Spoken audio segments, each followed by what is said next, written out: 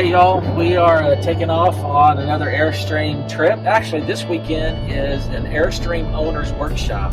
It was supposed to happen after we bought our unit originally, but with an uptick in COVID, they decided to postpone that, and it got postponed to this weekend. So we're going to learn some things about how to operate this unit properly.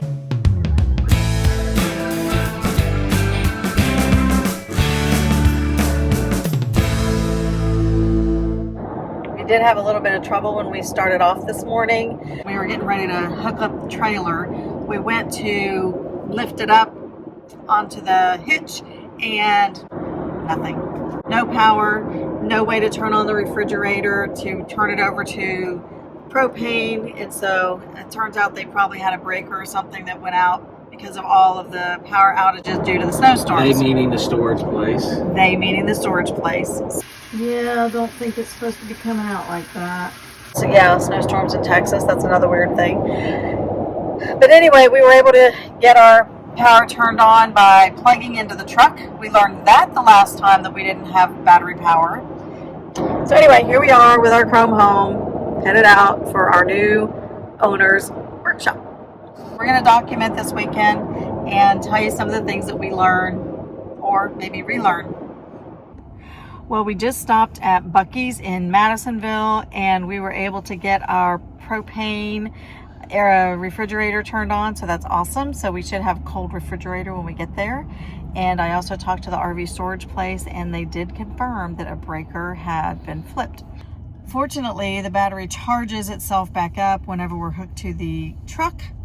And my husband probably doesn't want me to tell this story, but he was listening to the conversation and he didn't see the red light.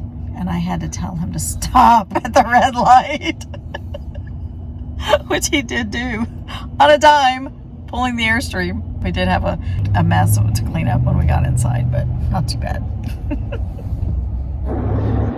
One of the great things about the RV lifestyle is that you get to see new places. Here we are at the vineyards in Grapevine, Texas, and it's really a beautiful spot. A lot of wildlife, great people, and beautiful scenery.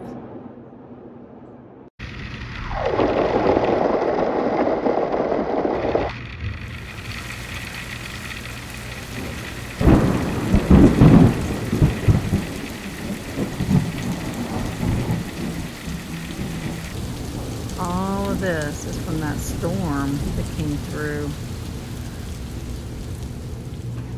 Tim's trying to figure something out here. We got a problem. What's the problem, honey? TVs won't come on. It appears that there's a section of the rig that does not have power, and I've used my little receptacle tester, and power's working everywhere. I've narrowed it down to 3 locations that seem not to work. Now I got to figure out how to fix it. When the director of the conference showed up, he walked around our trailer, came up to give us our name tags, and he said, "Wow, looks like a pro backed this one in." Tim did a great job. People began arriving the next day, and it was so cool to see all the silver aluminum Airstreams filling the park. The conference took place in historic downtown Grapevine in the Founders Hall, which was surrounded by lots of historic artifacts and buildings. And Tim actually had to go to a funeral on the Saturday of the conference. So I took a walk around and visited some of the sites. There's a strong sense of community among Airstreamers. In fact, they have developed a very sophisticated club system. This system dates way back to the early days of Wally Byam and his use of caravans to promote the Airstream band. What's interesting is caravans still exist even to this day. We got to meet the regional sales director for the Airstream Corporation. He actually lives in the Dallas area, so that was providential. We also got to meet the general sales manager for the Airstream DFW, where we purchased our rig. It was good to hear their stories as well as learn more about the company itself. What did you learn, hon?